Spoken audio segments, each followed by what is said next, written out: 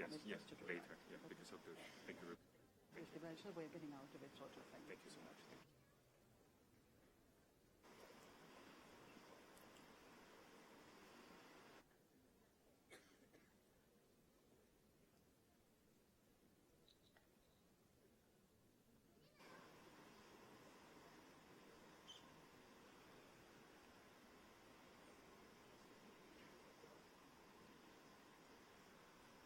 Ladies and gentlemen, the Secretary General of the United Nations, His Excellency Mr. Ban Ki-moon.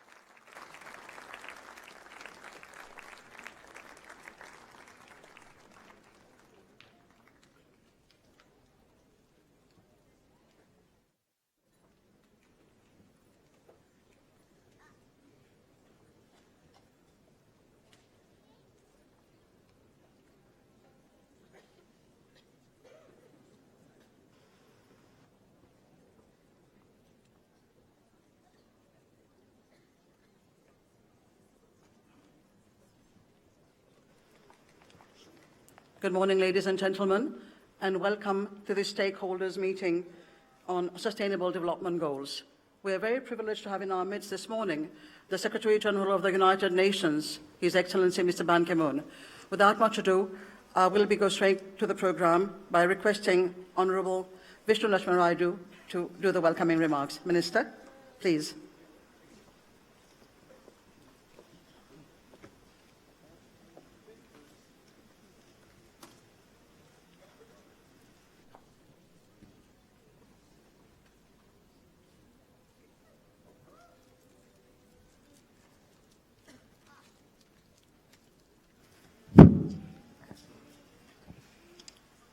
And your old friends who are here, let me first apologize to each of you here because we've been late with the program.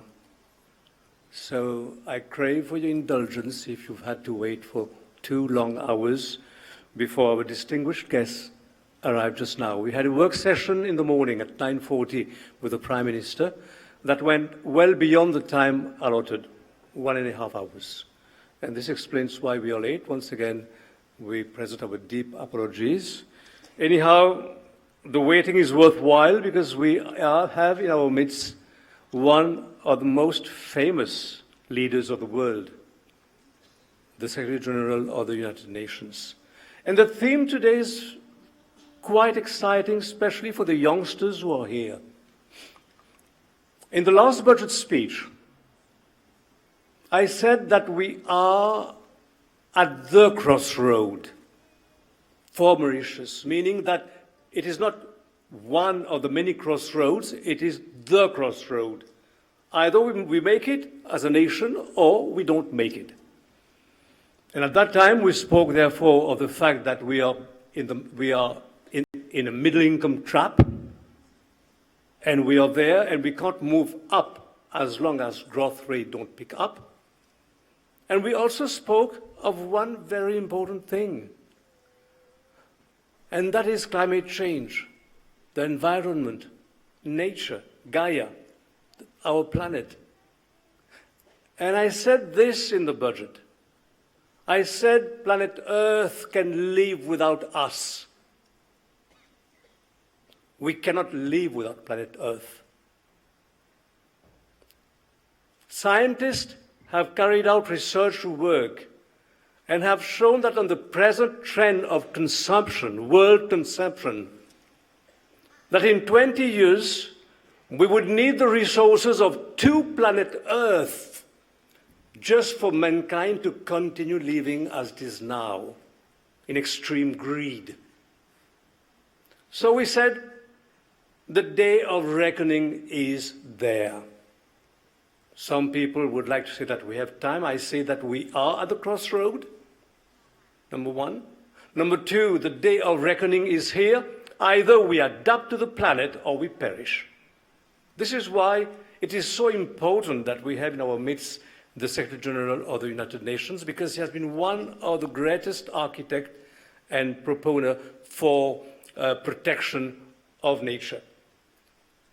I tend to be pessimist at times, though it's very rare. I think that civilizations come and civilizations go. What take birth must die further down the road. And I have no doubt that this planet Earth has known many civilizations which have taken birth, which have grown, and then which disappeared by self-destruction, because humanity never learns the lesson. And we are now at this point in the Earth history where the greed of men, the unlimited greed of men, has pushed the planet to the extreme where we might not make it. We might not make it if we don't know how to protect this planet. Here we speak of economic miracle. I would say the biggest miracle for this country is that we learn to live happier with less. To live happier with less and not with more. Because even on the basis of status quo, this planet cannot survive on the trend of consumption that we've developed. So we are at the crossroad. If you tell me if the planet will survive, I don't know. Because we have waited for long. But fortunately, Mr. Secretary General, I believe in miracles. And you are a miracle. Because you are one of the most important world leaders that is directing the main current of this planet today. And I'm so happy that on your first term and second term of serving the world, of serving planet Earth, that you made it your duty to speak of a sustainable development. Sustainable means what can be achieved on the short term, medium term, long term, and very long term. The very concept of sustainable means that we have to know what we can do and what we cannot do. The world cannot go on the basis of unlimited greed as it is today. We won't survive. And number two, we are a small country. We are a small island country, and we are probably among the most sensitive to world changes. And people talk to me about level playing field. There's no level playing field in this planet. I'm sorry to say it. World Trade Organization would come to us and dictate to us what we have to do because large countries want to do it.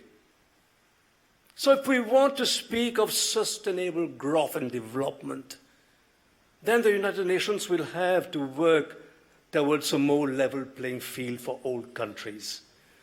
Not the best for the 20% and the worst for the 80%. Mr. Secretary General, I have always been very frank in my language because I believe in what I say. This is why I say that it is a miracle that you are with us today, together with your wife, who is with us also. Let us, in the name of the country, in the name of all those who are present here, welcome you to Mauritius, say how proud we are that you're with us. And may I ask you, Mr. Secretary General, to join us and deliver your speech. Thank you.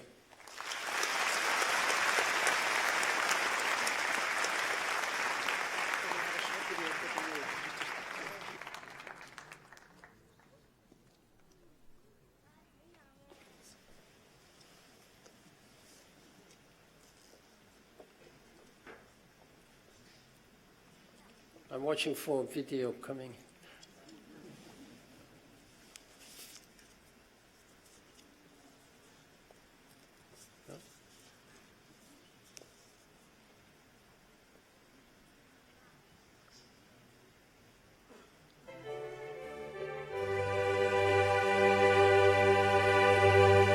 Ban Ki-moon, secrétaire général des Nations Unies, le 8e d'une organisation au service de l'humanité depuis 1945.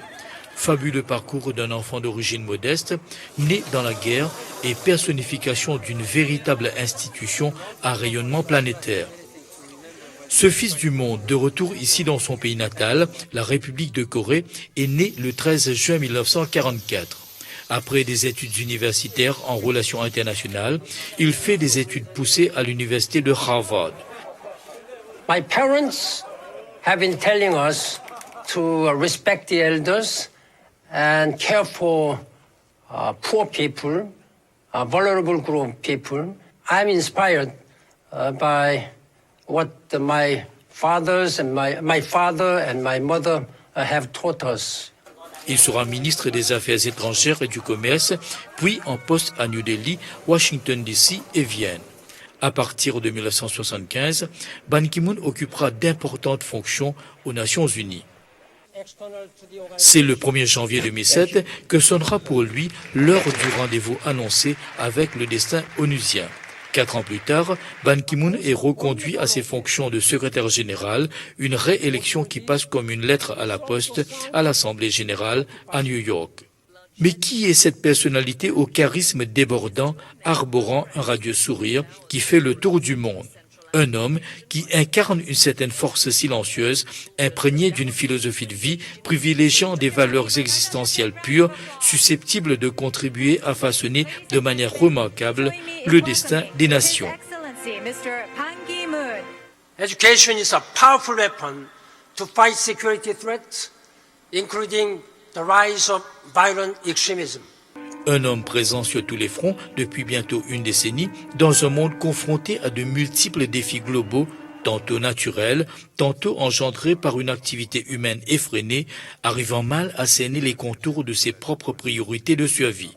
D'un côté, l'interminable débat de changement climatique polluant les relations entre certaines puissances, de l'autre, une économie mondiale plus d'une fois au bord de l'essoufflement en quête de mécanismes de renouveau.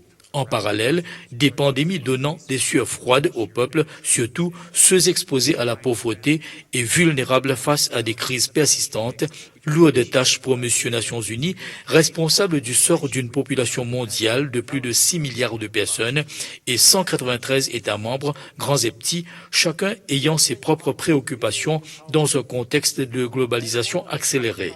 Pas une mince affaire pour les Nations Unies, appelées à gérer des tractations diplomatiques mondiales. Une vigilance permanente par Ban Ki-moon, fort de sa vision de monde meilleur, faisant la part belle aux droits humains face aux velléités hégémoniques et aux dérives totalitaires de dirigeants mal inspirés dans les affaires du monde.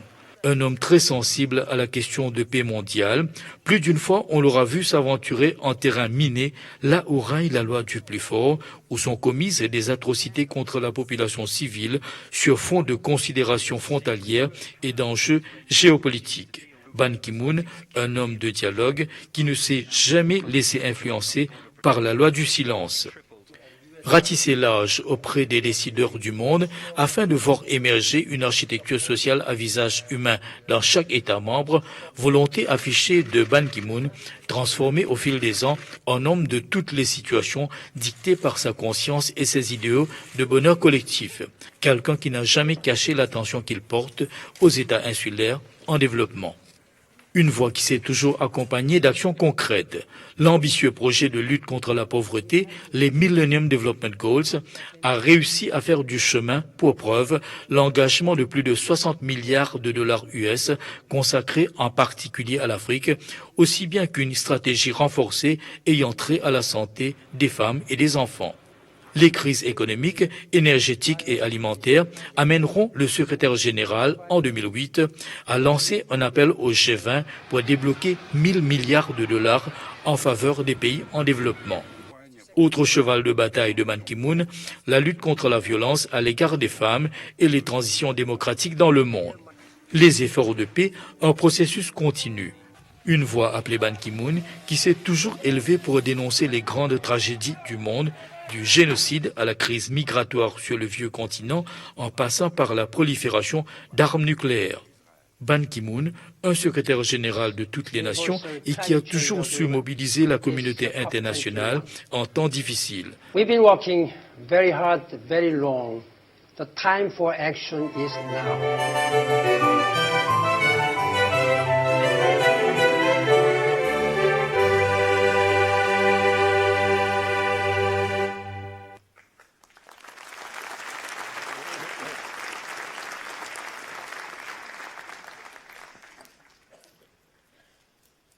Good morning, ladies and gentlemen. It's a great pleasure to see you. I'd like to thank Foreign Minister Sitana Lodge-Minaraidu and also Minister Alain Wang, Minister of Environment, and Minister Marie-Joseph Noël Etienne Ghislain Sinatambu, Minister of Technology and Communication and Innovation.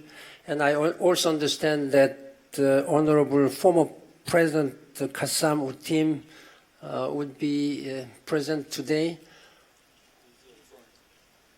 Okay, thank you very much for your presence. Ladies and gentlemen, good morning, bonjour. Moi bien content de visiter sa jolie paix Maurice.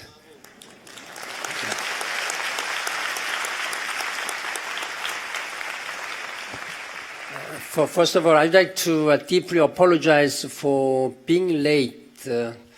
My meetings with the Prime Minister, as was explained by Foreign Minister, took much longer than scheduled. It's either responsible of your protocol people or your Prime Minister, who spoke longer than I did. I hope you will understand. And in fact, having seen all these videos, which I didn't know that such a long and quite touching to see what I have been doing, and you might have been able to understand some glimpse of United Nations work, what I have been doing, what United Nations is doing for humanity, for this world and for people of the world, particularly young people, young students who are present here, and also women and girls who, for whose human dignity and human rights we are working very hard. Foreign Minister has eloquently stated what we need to do in terms of sustainable development as well as climate change. In fact, he used what I have been always saying. So he, in a sense, preempted what I was going to say. I will say something more seriously.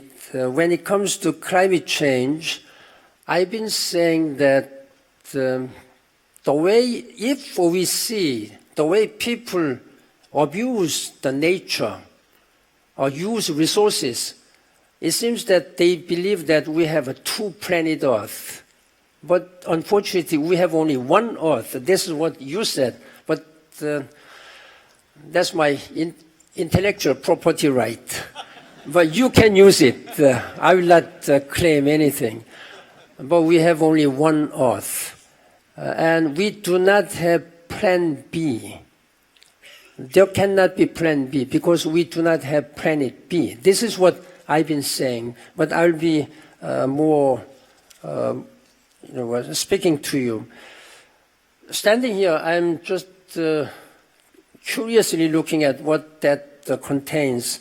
I understand that this is going to be the Mauritius SDG stamp by an institution that I'm told is the oldest postal service in the southern hemisphere.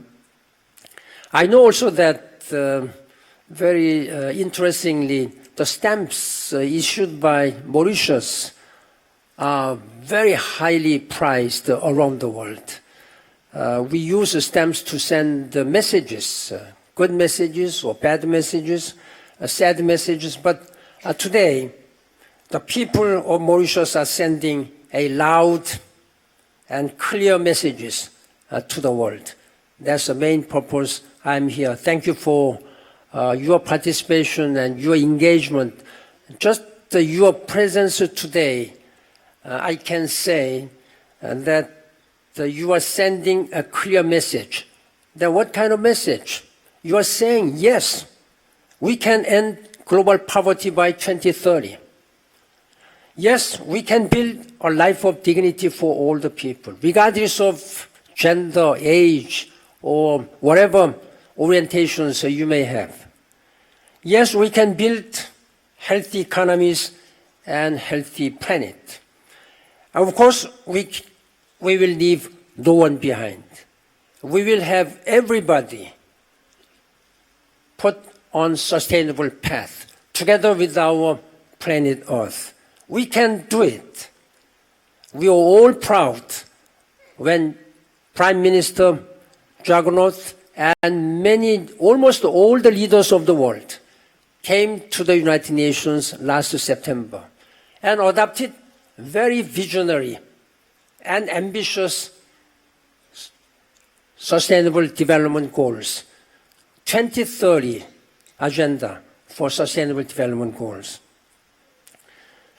But we know that the real test is now starting from this year. This is the first year whether we will be able to implement all these 17 goals.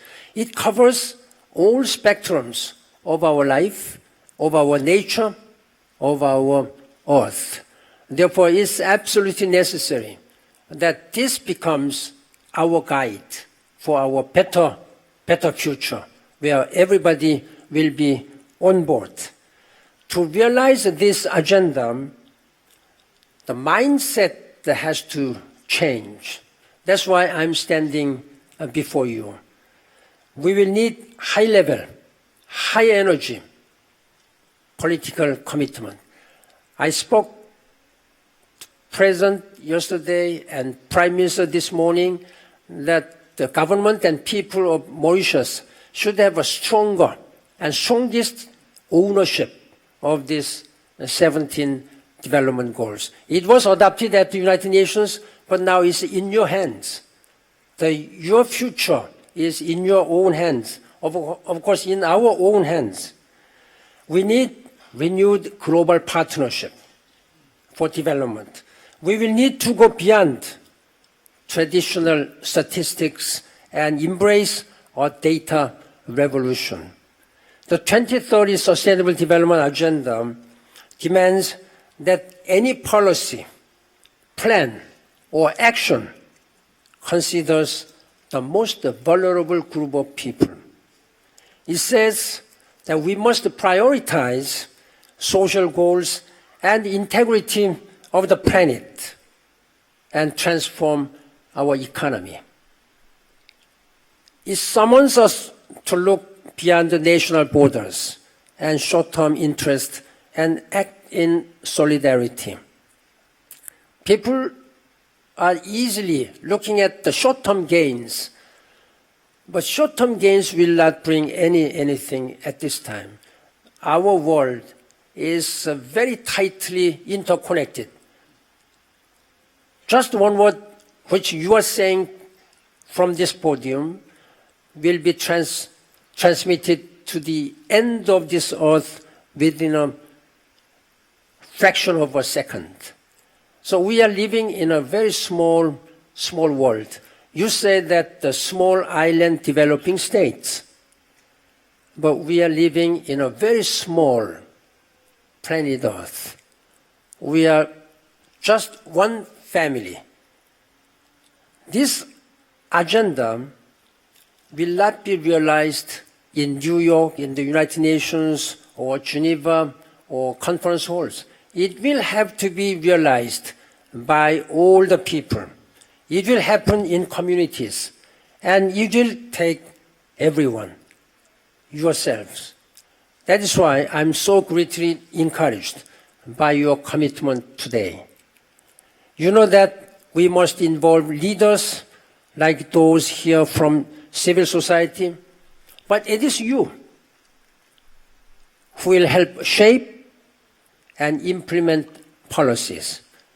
And it is you who should hold your president, your prime ministers, and your ministers accountable. We must rally leaders like those who hear from private sectors. Again, it is you who can be critical engine room for action. I'm asking the governments, business, private sectors, and it is you again, as a leader of civil society. then who will make business community leaders and government leaders accountable? The prime ministers and presidents are elected by you. So ultimate voice should come from the people. You are the people. We must engage all these leaders and civil societies all together in a big and strong partnership. It is you who are crucial to grounding policies to everyday realities and making real difference in people's lives. And I'm asking you, particularly young people here, young students, that this world, after all, will have to be led by you from tomorrow. But some of you are already participating as leaders of today. Therefore, ministers and presidents, prime ministers, you have a strong moral, political responsibilities to make this world fit for purpose, fit for the future of our young people. Ladies and gentlemen, in a word, the sustainability. We are talking about sustainable development. Then what is a sustainability? This is a development that respects people and the planet. Sustainable development requires us to make the linkages between climate change, energy, food security, water scarcity, global health, decent work, marine biodiversity. They are all interconnected. From rising sea levels to increased risk of cyclones and droughts, you are very well familiar with the challenges that arise when sustainability is not integrated with development. Small island developing states like Mauritius magnify the issues of sustainable development due to unique vulnerabilities which you face, and therefore we must pay extra attention to the needs of nations like Mauritius, and we have much to learn from your experience and examples. In that regard, I highly commend the visions and leadership of Mauritius government and people, who as early as 10 years ago in 2005, here in Maurice Port Louis, that world leaders came and they adopted Mauritius strategy. That's the basic guidelines. Now, with the Samoa pathway, it has been much more strengthened and built upon. That should be part of this sustainability. Your country demonstrated very strong results towards achieving the Millennium Development Goals. Most of the goals have been achieved in your country, unlike in many other developing countries. Expanding education, good education, enhancing gender equality, reducing poverty, and infant mortality. Mauritius has been the leader in raising the unique perspectives and contributions of small island developing states in advancing sustainable development. Indeed, the first such global forum started, as I said here. That was the beginning for the preparing for 21st century. Mauritius has been at the forefront of promoting the ocean economy, or you call it blue economy, ocean economy, as a pillar of development. You are one of few countries with a dedicated Ministry of Ocean Economy. This morning I received a very meaningful, nice gift from Prime Minister Jagannath. He has given me a nice, which really signifies the blue ocean economy. I'm very pleased that President also Amina Grip Fakim is now working as one of the two co-chairs dealing with water issues. This is Sustainable Development Goals number 6. Water is, again, cross-cutting issues. Without water, we cannot live. In fact, the creator of our world is quite genius. 70% of our body, human body, is 70% of water. Our planet Earth, 70% is ocean, water. And we are living on land, 30% only. So in a sense, we are like a planet, and planet is like us. Therefore, it is important that we live harmoniously with our nature. We cannot negotiate with nature. Nature does go in its own way. Then it is human being, we have to follow the natural trend where nature dictates us, tells us. But there are many people, you said greedy or something, whatever may be the motivation, just try to conquer nature, try to abuse nature. That is what we have to really guard against. Ladies and gentlemen, I'm very much grateful for, again, the visions and strong commitment of Mauritius government.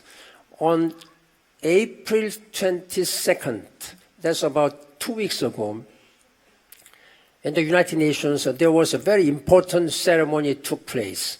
This is a signing ceremony of a climate change Paris Agreement.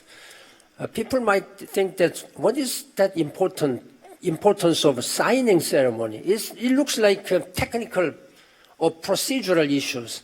Of course, that was a technical procedural issues, but it's much more than that. It was a highly political and symbolic occasion where world leaders again came and signed it and committed their leadership on climate change and working for nature and planet Earth. 175 countries participated at the highest level. It's a record breaking. The world record in terms of signing this any treaty, any convention, any agreement in one day was 119 countries in 1982, 34 years ago, when they signed United Nations Convention on Law of the Sea in Jamaica. Now, 175 countries. Mauritius was one of them, and more importantly, Mauritius was one of 15 countries who just immediately deposited to me the instrument of ratification. So you are one of the 15 countries, now 16 countries who ratified it immediately. We have to make sure that this climate change Paris Agreement must come into effect as soon as possible. Now, I'm here again, ladies and gentlemen, because of time limit, to reaffirm the commitment of the United Nations to fully support Mauritius on that critical journey. Let me be specific and point to 3 critical areas. The first, we are honored to work with you in your efforts to translate the global agenda to the national level through the adoption of ambitious policies and measures, as well as critical monitoring and reporting mechanisms. This Paris Agreement has a built-in review and monitoring system. Every 5 years, there will be a review. The Sustainable Development Goals also has very strong, high-level political forum monitoring mechanisms. Second, we are greatly encouraged to support your adoption of Vision 2030 and other bold measures to reduce poverty and inequality, including your Marshall Plan against poverty. The Prime Minister Jagannathan told me that you have already established within government inter-ministry steering committee to monitor the Sustainable Development Goals. Third, we will continue to strongly support the widest possible coalition of supporters for the SDGs, as we have here today. The United Nations agencies and programs and special aid agencies, they will work very closely with the government, private sector, civil societies, and many other partners in Mauritius to achieve significant and lasting results for all Mauritians. Ladies and gentlemen, as a nation on the forefront of meeting the Sustainable Development Challenge and climate action, Mauritius is well placed to be an example for the world.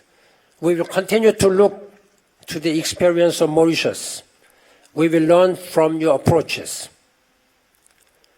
to integrate economic, environmental, and social dimension of development, and we will support you every step you move.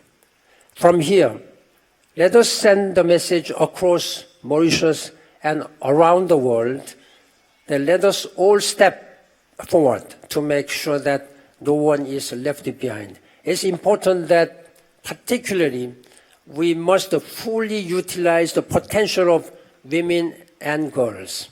They are the half the global population. It's also important that we fully use potential of young people. Half the population of this world young, whose average age is 25 years of age. That means this world is very young. This world is full of unused potentials. We have to fully tap these unused potentials of women, girls, and young people. Then we will have 100% potentiality explored and used. That's the best way, shortest way to make this world better for all. Let us work together, and I'm asking you, work together with the United Nations to build this world more sustainable and better, where everybody's human dignity will be respected. I thank you for your leadership and commitment, and I wish you all the best. Merci. Thank you.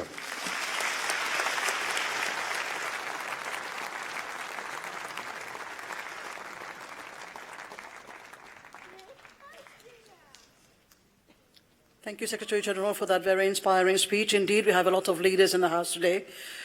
Ministers, members of Parliament, very senior members of the administration, of civil society as well, leaders of civil society, and of course very young students who regularly participate in the Model United Nations program. Thank you all for being here. Now, unfortunately, because of time constraints, we cannot proceed with the questions and answers session, but I want to thank the Secretary General because he has very kindly agreed to receive these questions in New York, and he will address them personally. Ladies and gentlemen, we now move to the second part of our program, which is the unveiling of the SDG stamp and the first cover of Mauritius Post Limited. The unveiling will be done by the Minister of Technology, Communication and Innovation, Honorable Etentina Tambu, and the Secretary General. May I also request Minister Lashmana Haidu and Minister Wong to join us at the easel for the unveiling, please. Thank you.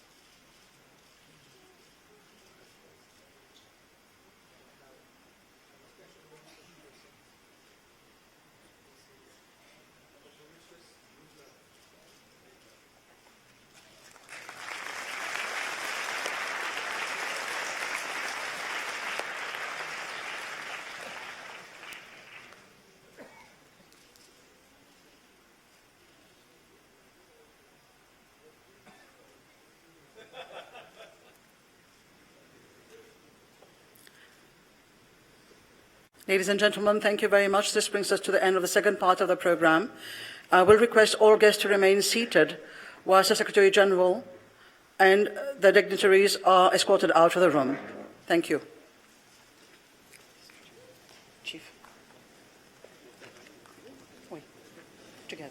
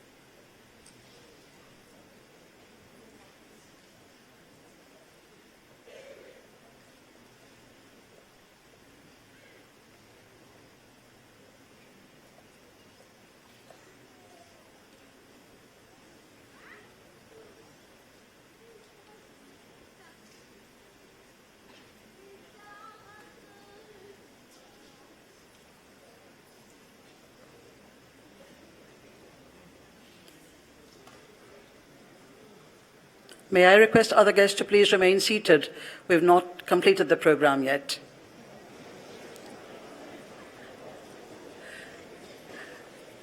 Except for the dignitaries, of course. Ladies and gentlemen, let me ask you, we have a surprise for you. First of all, there's first day cover available for all those who are seated in this room. It will be given to you when you leave the programme. But we thought that because you have to wait a little while for us to get the dignitaries out, we thought we would share with you a programme which has been conducted in Mauritius to attain Sustainable Development Goal 1. That means to end poverty. And for that purpose, we have invited today Mr. Harold Meyer, the Chief Executive Officer of the Ciel Textile Group, to tell us what he's doing in concrete to end poverty in Mauritius. Many of you here must have heard of the Love Bridge programme. For those of you who are not familiar with it, Mr. Meyer will share with us now his actions in this direction. Mr. Meyer, may we invite you to join us, please? Thank you.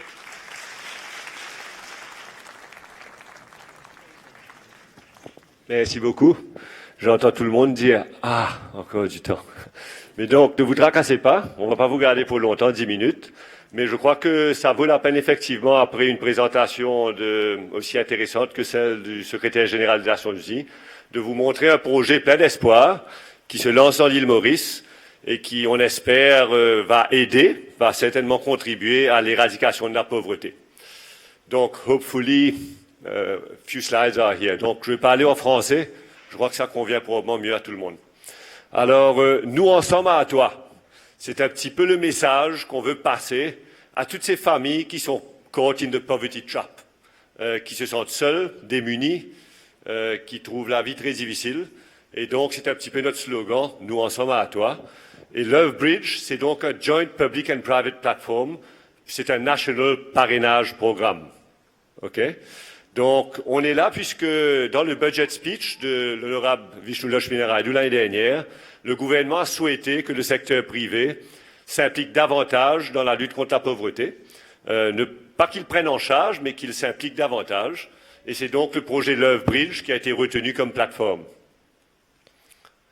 Donc, le projet Love Bridge, c'est une plateforme qui finalement réunit toutes les composantes de la société, puisque le gouvernement y a contribué. Le business community s'implique de façon très directe. Il y a beaucoup de travail d'équipe avec les ONG et aussi la société civile. Vous tous ici, vous avez l'opportunité de contribuer à ce projet à votre façon et vous verrez de quelle façon. Donc, c'est vraiment un projet qui réunit autour de la lutte contre la pauvreté. Alors, voilà le schéma de Love Bridge qui est très simple. C'est qu'une famille bénéficiaire, on va donc faire des surveys et on fait la liste des familles qui sont caught in the poverty trap. Alors, une famille bénéficiaire est accompagnée par une famille accompagnatrice et un professional social worker. C'est ce qu'on appelle une cellule. Et donc, le projet Love Bridge veut dire qu'on amène un accompagnement à long terme pour ces familles pauvres. C'est-à-dire que tout au long des 10 ou 15 prochaines années, cette famille-là sera encadrée par une famille accompagnatrice et un social worker. C'est un projet qu'on a quand même démarré depuis 3 ans à Cité Brasserie, à QEPIP et Cité EDC à Rivière-Noire et qui, grâce au backup financier de l'État, va nous permettre d'aller plus loin. Mais c'est un projet très simple, finalement. C'est une famille qui accompagne une famille. Avec, au centre, l'amour. Parce que si un projet d'accompagnement comme ça reste à un niveau mécanique, ça a très peu de chances de réussir. Donc, c'est pour ça qu'on appelle ça Love Bridge. Ça semble un peu utopique, mais ça marche. Et c'est fantastique. Donc, c'est basé sur l'empowerment et non pas l'assistanat. Et dans chaque accompagnement de chaque famille, nous travaillons sur 6 piliers. Le premier, c'est l'éducation. Donc, il y a un gros encadrement qui est mis en place pour le household et les enfants afin qu'ils puissent avoir une bonne éducation. Health, employment and employability. On aide la famille à trouver un emploi. Le housing, la nutrition. Et le dernier, peut-être le plus important, the right attitude to self-help.